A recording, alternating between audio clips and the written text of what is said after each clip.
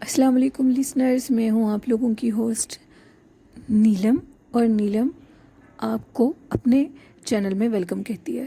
شروع کرتے ہیں آج کی ویڈیو اللہ کا نام لے کر، جو انتہائی عالی رتبہ اور انتہائی جلیل القدر ہے۔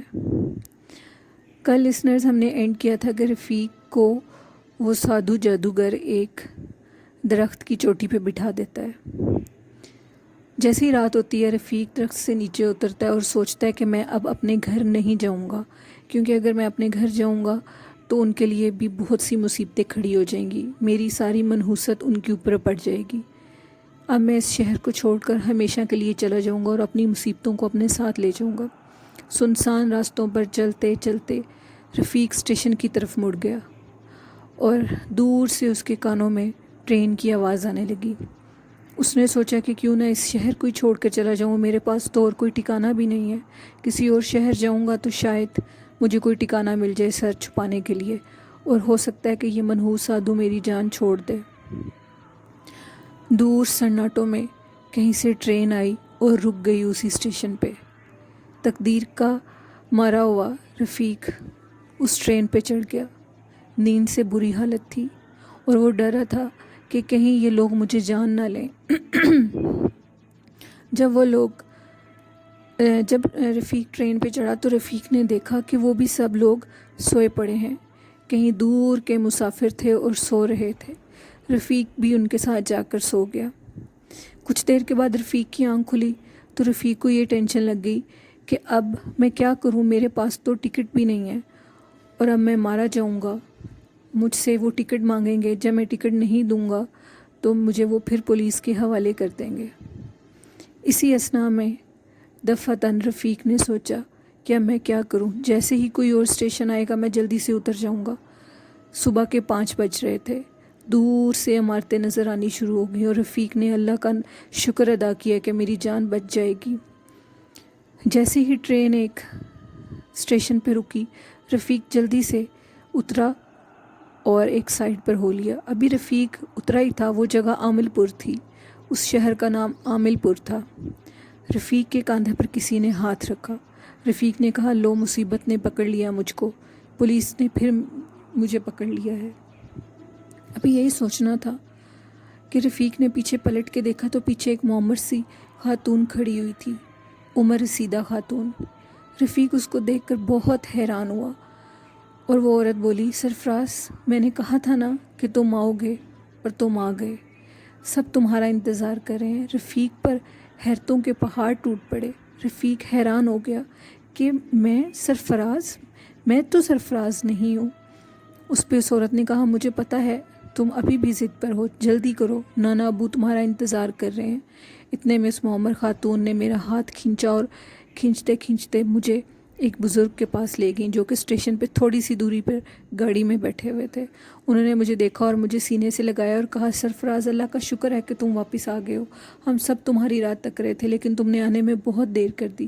اتنے میں لڑکیاں اور لڑکوں کے ٹولیوں نے مجھے پکڑا اور مجھے پکڑ کے اپنے سینے سے لگایا۔ وہ سب لڑکیاں بہت شور مچا رہی تھیں اور کہہ رہی تھیں کہ سرفراز، ہم تو آپ کا ہی انتظار کر رہے تھے، بھائی شکر ہے کہ آپ آ گئے، اگر آپ نہ آتے تو اب ہمارا کیا بنتا۔ اب میں بہت حیران تھا، مجھ پہ حیرانگیوں کے پہاڑ ٹوٹ رہے تھے، میں مصیبت کا مارا اب ایک نئی مصیبت میں پھنس گیا۔ میں نے ان سے کہا کہ میں سرفراز نہیں ہوں، تو انہوں نے مجھے یہی کہا، ہمیں پتہ ہے تم ابھی بھی بہت ضدی ہو، تم ہماری بات نہیں مانو گے۔ اتنے میں لڑکیوں نے کہا، شاکر بھائی جلدی سے ان کو گاڑی میں بٹھا لیں اس سے پہلے کہ یہ دوبارہ فرار ہو جائے۔ شاکر نے اسی طرح کیا اور مجھے گاڑی میں بٹھا لیا۔ سب لڑکیاں میرے ساتھ تھیں اور لڑکے بھی۔ میں بہت زیادہ پریشان تھا، یہ کیا ہو رہا ہے سب، میں کس مصیبت میں پھنس گئی ہوں۔ وہ لوگ حلیے سے کافی امیر گھرانے کے لگ رہے تھے، کافی گاڑیاں جو آئی ہوئی تھیں میرے لیے، مجھے لینے کے لیے۔ میں حیران تھا کہ ان کو کیسے پتہ ہے کہ میں یہاں اتروں گا۔ خیر، اتنے میں وہ سب لوگ مجھے لے کر اپنی منزل کی طرف روانہ ہو گئے اور ایک لڑکی بولی، شاکر بھائی گاڑی کو ذرا تیز چلائیے، یہ کہیں باہر پھلانگ نہ جائیں۔ شاکر نے کہا، نہیں، اب سرفراز بھائی کہیں نہیں جائیں گے۔ میں بہت پریشان تھا، میں مصیبتوں کا مارا ہوا اب ایک نئی مصیبت میں پھنس گیا تھا۔ اتنے میں وہ گاڑیاں ایک شان و شوکت کوٹھی کے باہر رکی۔ میں اس کوٹھی کو دیکھ کر بہت حیران ہوا اور میں نے کہا کہ یہ کیا؟ ایک دفعہ میں نے سوچا کہ کاش میں ان لوگوں کا حصہ ہوتا، لیکن میں ایک مصیبت سے نکلا تھا، اب دوسری مصیبت میں پھنسنا نہیں چاہتا تھا۔ خیر وہ سب لوگ آ گئے اور مجھے اندر لے کر گئے۔ جب میں اندر گیا تو میں نے ایسے منظر، ایسی چیزیں زندگی میں پہلی دفعہ دیکھی تھی۔ اس معمر خاتون نے ایک لڑکی سے کہا کہ اس کو غسل کے لیے لے جاؤ۔ وہ لڑکی مجھے ایک روم میں لے کر گئی۔ میں نے جب اس روم کو دیکھا تو اس میں در و دیوار کی طرح کے پردے اور بے حد حسین قلین بچھے ہوئے تھے۔ میں وہ چیزیں دیکھ کر حیران ہو گیا۔ مجھ پہ حیرانگیوں کے پہاڑ ٹوٹ رہے تھے۔ یہ سب کیا ہے؟ اب قسمت مجھ سے اور کیا لینا چاہتی ہے؟ یہ ضرور اس سادھو کی ہی چالاکی ہوگی۔ جب میں غسل کے لیے واش روم میں گیا تو وہاں کی چیزیں اور ٹب دیکھ کر میں حیران رہ گیا۔ خیر میں باہر نکلا، اس لڑکی نے میرے لیے کپڑے اور جوتے رکھے ہوئے تھے۔ دفعتاً مجھ پہ حیرانگیوں کے پہاڑ ٹوٹ رہے تھے کہ یہ کپڑے اور یہ جوتے کیسے پرفیکٹ میرے سائز کے ہیں۔ میں بہت پریشان تھا اور سوچ رہا تھا کہ اب میں کیا کروں۔ وہ سب چیزیں مجھے پرفیکٹ پتہ تھیں۔ اتنے میں مجھے کھانے کے ٹیبل پر بلایا گیا۔ کھانے کے ٹیبل پر ڈھیر ساری لڑکیاں، لڑکے اور وہ معمر خاتون اور ایک بزرگ بیٹھے ہوئے تھے۔ وہ سب مجھے چھیڑ رہے تھے۔ اتنے میں وہ معمر خاتون بولیں کہ مت چھیڑو، اس کو تنگ مت کرو۔ میں بھی دل ہی دل میں ہنس رہا تھا کہ آپ لوگ بھی ایک حسین دھوکہ کھا رہے ہیں۔ میں وہ نہیں ہوں جس کو آپ سمجھ رہے ہیں۔ میں نے بہت سمجھایا لیکن کوئی بھی میری بات ماننے کو تیار نہ تھا۔ اب اس معمر خاتون نے مجھ سے کہا کہ سرفراز اگر تم نے کھانا کھا لیا ہے تو میں تنہائی میں تم سے کچھ باتیں کرنا چاہتی ہوں، جس پر میں نے جواب دیا کہ مجھے نیند آئی ہے۔ لیکن اس عورت نے کہا سونا وغیرہ بعد میں ہو جائے گا، میں تم سے تنہائی میں کچھ باتیں کرنا چاہتی ہوں۔ خیر اس نے میرا بازو کھینچا اور وہ مجھے ایک روم میں لے گئی۔ جب میں اس کمرے میں گیا تو اس نے مجھے اپنے سامنے بٹھا لیا اور مجھ سے کہا کہ سرفراز تم نے اتنا بھی نہیں سوچا کہ تمہارے بعد ہم پر مصیبتوں کے پہاڑ ٹوٹ گئے ہیں۔ رحمان میاں اس دنیا سے چلے گئے ہیں۔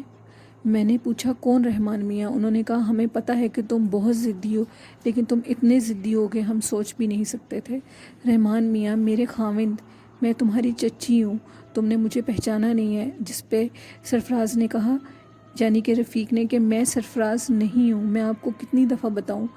اس عورت پر حیرانگی کے پہاڑ ٹوٹے اور وہ کہنے لگی اگر تم واقعہ ہی سرفراز نہیں ہو تو تم عامل پور کیا کرنے کے لیے آئے؟ تو میں نے کہا میں قسمت کا اور مصیبتوں کا مارا اگر ادھر آ گیا ہوں تو مجھ پر اور مصیبتیں مت گرائیں۔ اتنے میں اس عورت نے کہا کہ میرا نام ریحانہ ہے، تم بھول گئے ہو؟ میں نے کہا نہیں، میں بھولا نہیں ہوں کیونکہ میں سرفراز نہیں ہوں۔ اس پر وہ عورت بار بار میری بات کا انکار کر رہی تھی۔ اب اس نے مجھے کہا ٹھیک ہے، اگر تم سرفراز نہیں ہو تو اس کا فیصلہ فریحہ ہی کرے گی۔ تو میں نے کہا کون فریحہ؟ اس نے کہا وہی جو تمہارے جانے کے بعد سب سے زیادہ غم میں نڈھال ہے اور تب سے رو رہی ہے۔ تم جانتے ہو نا کہ وہ تمہارے علاوہ نہیں رہ سکتی، تم اسے چھوڑ کر کیوں گئے؟ غلطیاں سب سے ہو جاتی ہیں، تمہیں ایک دفعہ ڈانٹنے سے ہی رحمان میاں کے دل پر جو بیتی وہ برداشت نہ کر سکے اور دل کا دورہ پڑنے سے اس دنیا سے چلے گئے۔ ہم پہ مصیبتوں کے پہاڑ ٹوٹ پڑے تھے۔ اب اس کا فیصلہ فریحہ ہی کرے گی کہ تم سرفراز ہو یا نہیں۔ اگر اس نے کہہ دیا کہ تم سرفراز نہیں ہو تو ہم مان جائیں گے۔ یہ کہنے کی دیر تھی کہ وہ عورت ریحانہ آنٹی اٹھی اور انہوں نے کمرے کا دروازہ کھولا۔ لڑکیاں اسی انتظار میں تھیں کہ کمرے کا دروازہ کب کھلے گا۔ وہ بہت خوبصورت تھیں سب۔ انہوں نے میرا بازو کھینچا اور فریحہ کی کمرے میں مجھے لے گئیں اور باہر سے دروازہ بند کر دیا یہ کہہ کر کہ کہیں اب بھی سرفراز بھائی بھاگ نہ جائیں۔ اب میں جب اندر انٹر ہوا تو روم بہت خوبصورت تھا۔ اس میں طرح طرح کے قلین بچھے، روم میں طرح طرح کے پھول سجے ہوئے تھے۔ ایک کارنر پر ایک بہت خوبصورت باری تھی جس کو میں دیکھ کے حیران رہ گیا۔ اس باری کے آگے ایک خوبصورت حسن کا پیکر لڑکی کھڑی تھی جس نے گہرے نیلے رنگ کا سوٹ پہنا ہوا تھا، بال کمر سے نیچے تھے۔ اس نے جیسے ہی دیکھا کہ کمرے میں کوئی آیا ہے، اس کی پشت تھی میری جانب اور وہ میری طرف پلٹی اور وہ مجھے دیکھ کر پھوٹ پھوٹ کر رونے لگ گئی۔ اس کا حسن سے سجا ہوا چہرہ بہت خوبصورت تھا۔ میں اسے دیکھ کے حیران ہو رہا تھا کہ یہ حسن کا پیکر کہاں سے آ گیا ہے۔ جیسے ہی اس نے مجھے دیکھا وہ میری طرف لپکی اور مجھے سینے سے لگا لیا۔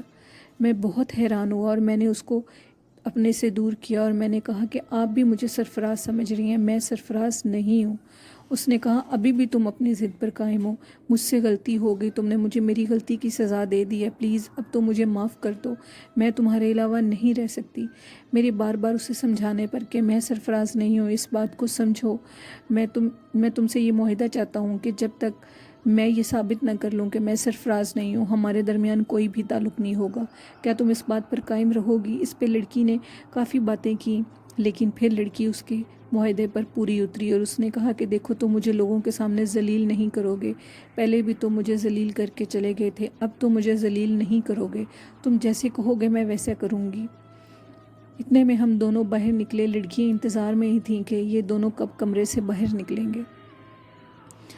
اس عورت نے، ریحانہ آنٹی نے کہا کہ تم دونوں کے درمیان کیا باتیں طے پائی ہیں؟ میں نے ان سے یہی کہا کہ بہتر ہے کہ اگر یہ باتیں ہم دونوں تک رہیں تو۔ آنٹی ریحانہ نے کہا اس کا کیا مطلب ہے؟ میں نے کہا اس کا جو بھی مطلب ہے، پلیز جب تک یہ میں ثابت نہ کر دوں کہ میں سرفراز ہوں، آپ مجھ سے یہ نہیں پوچھیں گی، کیونکہ میں نہیں چاہتا تھا کہ میں ایک دوسرا گناہ کروں اور ایک مصیبت میں پھنسوں، کیونکہ یہ ساری چال مجھے سادھو کی ہی لگتی تھی۔ ایک دن گزرا، 2 دن گزرے، تیسرے دن کے اختتام پر سب لوگ بہت خوشگوار موڈ میں باہر لان میں بیٹھے تھے اور میں ابھی دہلیز میں کھڑا ہی تھا باہر جانے کے لیے کہ اچانک ایک گاڑی اندر آئی اور اس کے پیچھے ایک پولیس کی گاڑی اندر آئی۔ مجھ پہ حیرانگی اور تعجب کے پہاڑ ٹوٹے جب میں نے دیکھا کہ ایک پولیس والا اور اس کے ساتھ میری ہی شکل کا ہو بہو ایک انسان گاڑی سے نیچے اترا اور اس کو ہتھکڑیاں لگی ہیں۔ میں حیران رہ گیا اور پیچھے ایک گاڑی سے جس میں سے ایک کافی ایجڈ سا مرد اترا اور وہ حلیے سے کوئی افسر لگ رہا تھا لیکن وہ وردی میں موجود نہ تھا۔ اس نے نانا ابو سے کہا کہ آج آپ ادھر کدھر؟ تو میں نے کہا میں بچوں سے ملنے کے لیے آیا ہوں۔ سب حیران رہ گئے اس سرفراز کو دیکھ کر، سب ہکے بکے تھے، یہ کیا؟ اندر کون ہے اور یہ کیا ہے؟ اس پہ سرفراز بولا کہ میں اس پہ جو شاہ صاحب تھے جو وردی میں نہیں آئے تھے، وہ پولیس انسپیکٹر تھے اور انہوں نے نانا ابو سے کہا کہ یہ ایک بہت سخت قاتل ہے جس نے 2 قتل کیے ہیں، ہم اس کو پکڑ کے لائے ہیں اور یہ کہتا ہے کہ میں رحمان میاں کا داماد ہوں، کیونکہ جب میں اس شہر میں موجود نہ تھا، آپ کی بیٹی کی شادی ہوئی تھی تو مجھے رحمان صاحب نے بلایا تھا، لیکن میں اس شہر میں موجود نہ تھا اور میں شادی پر نہ آ سکا، میں تو اس کو پہچانتا نہیں ہوں، لیکن اس قاتل کے اوپر مقدمے درج ہیں اور یہ فرار ہو چکا ہے اور یہ خود کو آپ کا داماد کہتا ہے۔ نانا ابو بہت حیران تھے، سب بہت پریشان تھے کیونکہ وہ سب مجھے ہی سرفراز سمجھتے تھے۔ دوسرے سرفراز کا حلیہ بہت ہی غیر تھا، کوئی بھی اسے اپنا سرفراز ماننے کو تیار نہیں تھا۔ اتنے میں نے سوچا کہ اگر میں چاہوں تو میں یہ کہہ سکتا ہوں کہ میں سرفراز ہوں، لیکن میں نے اس بات سے انکاری کی اور میں نے کہا کہ میں سچ بتاؤں گا، میرے ساتھ تو جو ہونا ہے وہ ہونا ہی ہے، اس کے بہت سے اپنے ہیں اس کو چاہنے والے، میرا تو کوئی بھی نہیں ہے، میرے تو قسمت میں بدبختی لکھی ہے، میں کیوں کسی کا گھر خراب کروں۔ میں گیا اور اگلے ہی لمحے میں نے بڑھ کے کہا کہ میں سرفراز نہیں ہوں، 3 دن سے میں آپ لوگوں کو بتا رہا ہوں لیکن آپ لوگ یہ ماننے کو تیار نہیں ہیں۔ فریا کی اور آنٹی ریحانہ کی آنکھوں سے موٹے موٹے آنسو گرنے لگے اور وہ کہنے لگی کہ اگر تم سرفراز نہیں ہو تو تم کون ہو اور عامل پور میں کیا کرنے آئے؟ میں نے بار بار ایک ہی بات کا جواب دیا کہ میں قسمت کا مارا اگر ادھر آ گیا ہوں تو مجھ پر اور عذاب مت ڈھائیں، یہ سرفراز ہے اور میں رفیق ہوں، میں سرفراز نہیں ہوں، آپ اس کو چھوڑ دیں۔ شاہ صاحب انسپیکٹر جو کہ میری اس بات پر میں نے بہت سوچ سمجھ کے یہ فیصلہ کیا تھا کہ میں ان کو سچ بتا دوں کہ میں سرفراز نہیں ہوں، پلیز آپ مجھے پکڑ لیجئے۔ شاہ صاحب بہت خوش ہوئے میری اس بات پر اور وہ میرے فین ہو گئے۔ میں نے ان سب سے کہا کہ آپ سب مجھے ایک دفعہ روم میں لے کر جائیں، میں آپ کو سب بتانا چاہتا ہوں۔ میں نے ان کو صرف اتنا ہی بتایا کہ میں سرفراز نہیں ہوں، میں نے آپ لوگوں کو سچ بتا دیا تھا، آپ کا داماد ہی آپ کا اصل سرفراز ہے، میں رفیق ہوں ایک قاتل جس نے 2 قتل کیے ہوئے ہیں۔ میری بات سننے پہ وہ سب بہت حیران ہوئے اور انہوں نے بولا کہ اگر تم اتنے ہی اچھے ہو تو پھر ہمیں ساری بات بتاؤ کہ تم نے کیا کیا ہے، جس پہ میں نے ان سے کہا کہ بس جو میں بتانا چاہتا تھا میں نے آپ کو بتا دیا، اور میں نے کہا इंस्पेक्टर साहब, इनके हाथ से हथकड़ियाँ उतार कर मेरे हाथ में लगा दें। सब मेरी खुददारी पर बहुत हैरान हुए और सब ने कहा तुम चाहते तो तुम झूठ भी बोल सकते थे। अब सबके चेहरे यूं थे कि जैसे काटो तो खून नहीं। इंस्पेक्टर साहब ने मुझे हथकड़ियाँ लगाईं और मुझे ले गए। इंस्पेक्टर साहब मेरी खुददारी पर बहुत खुश हुए और उन्होंने मुझे जेल में डालने के बजाय एक अलग से लॉकअप में रखा जो कि बहुत आलीशान था। अब मैं उधर बैठा हुआ था। इंस्पेक्टर साहब जो कि शाह साहब के नाम से मशहूर थे, शाह साहब ने मुझे बोला कि तुम खाने में क्या खाओगे, मुझे भूख भी लगी थी। मैंने कहा जो आपकी मर्ज़ी है। उन्होंने मेरे लिए बिरयानी मंगवाई। अब मैं वो बिरयानी खाने ही लगा और इतने में शाह साहब उठकर बाहर चले गए। अब मैं वो बिरयानी की प्लेट खाने ही लगा कि अचानक से उसके बीच में मुर्गे की एक बहुत बड़ी टांग निकली। मैंने जब उस टांग को पकड़ा तो वो हिलने लगी। हिलते हिलते उस टांग में जान पड़ गई और वो मेरे बाजू से चलती चलती चलती मेरे सर पर आन पहुंची और मेरे कंधे पर आ गई। जब मेरे कंधे पर आई तो वो एक छोटे से इंसान की सूरत में बदल चुकी थी। वो और कोई ना था और हंस के बोली कि मियाँ कैसे हो, हमें पहचाना नहीं है। मैं बहुत हैरान हुआ और मैंने देखा तो वो वही मनहूस साधु था। उसने मुझसे बोला कि बताओ कैसी लगी तुम्हें हमारी ये सारी कहानी। मैंने कहा मनहूस साधु मेरी जान छोड़ दो, तुम कब मेरी जान छोड़ोगे? तो उसने कहा कि तुम्हारी जान तो मैं तब ही छोड़ूंगा जब मेरा काम हो जाएगा। ऐसे उसने मेरे कान को खींचा और खींचते हुए नीचे को छलांग लगाई और एक छोटे से कद का, मेरे हाथ से भी छोटे कद का इंसान मेरे सामने आ खड़ा हुआ। मेरी हैरत की इंतहा न रही। उस इंसान को देखकर मैं खौफ से लरस रहा था कि ये क्या मखलूक है। इतने में उस साधु ने मुझे कहा मियाँ अभी भी टाइम है, मेरा काम कर दो। अगर तुम मेरा काम कर दोगे मैं तुम्हें बहुत कुछ दूंगा। मेरी मुट्ठी में दुनिया की सबसे बड़ी ताकत आ जाएगी और तुम्हें मैं बहुत कुछ दूंगा जो तुम चाहोगे। जिस पर मैंने कहा मुझे कुछ भी नहीं चाहिए। मैंने उसे यही कहा कि मुझे कुछ नहीं चाहिए और तुम मेरी जान छोड़कर किसी और को पकड़ लो। जिस पर साधु बोला कि हाँ कमबख्त मारे, मैं तुम्हारी जान छोड़ देता लेकिन मैं तुम्हारी जान नहीं छोड़ सकता क्योंकि क्योंकि ये जाप करना होता है और जाप के बाद जो इंसान आपके पास आता है वही आपका काम कर सकता है। इसके अलावा और कोई भी आपका काम नहीं कर सकता। अब तुम्हें ही मेरा काम करना है। मैंने उसे पूछा कि तुम मुझे अपना नाम बताओगे? जिस पे उसने कहा मेरा नाम है चरण देव। मैंने उसने मुझसे कहा कि तुम मेरा नाम क्यों पूछ रहे हो? मैं खामोश रहा और इस पे वो जेल की सुलाखों से निकलता हुआ बाहर चला गया। मैं बहुत हैरान था उसे देख कर के लोग उसे देख लेंगे, लेकिन अगर उसे कोई देख भी लेता तो वही चीखें मारकर भाग जाते क्योंकि वो थी ही इतनी खौफनाक चीज़। एक छोटा सा वजूद, चलता फिरता वजूद हमारे जैसा, लेकिन वो कद में बहुत छोटा था। मैं देखना चाहता था कि वो किधर गया है लेकिन मैं नहीं देख सकता था। उसके बाद मैंने मंत्री को आवाज़ दी कि तुम इन चावलों को ले जाओ, मैं इनको नहीं खाना चाहता। उसने पूछा क्यों? क्योंकि मुझे उन चावलों से नफ़रत आ रही थी। उन चावलों में से ही वो खबीस साधु निकला था और मुझे इतनी नफ़रत आ रही थी कि मैं उन चावलों को देखना भी नहीं चाहता था। मैंने वो चावलों की प्लेट वापस कर दी और मंत्री से कहा कि मुझे भूख नहीं लगी, मेरी तबीयत ख़राब है। जिस पे उसने मुझे कहा तुम्हारी तबीयत को क्या हुआ है? मैंने कहा मैं ये नहीं खाना चाहता और वो बड़ी रहमदिली से मेरी तरफ देखकर उन चावलों की प्लेट को वापस ले गया। लिसनर्स, ये थी आज के एपिसोड 5। आगे रफ़ीक का क्या अंजाम होगा, उसके साथ ये साधु क्या करेगा और रफ़ीक को रफ़ीक की लालच कहाँ ले गई है, ये सब के लिए एक सबक है और हमें इसे सबक लेना चाहिए। लालच की सज़ा हमेशा बुरी होती है, कभी भी लालच मत करें। अल्लाह जितना देता है उसी पर खुश रहना सीखें। इसी के साथ अपनी होस्ट नीलम को इजाज़त दीजिए। हमारे चैनल को ज़्यादा से ज़्यादा सब्सक्राइब कीजिए, लाइक कीजिए और शेयर कीजिए। हमें आपकी सपोर्ट की ज़रूरत है। इसी के साथ अल्लाह हाफ़िज़, अल्लाह निगहबान।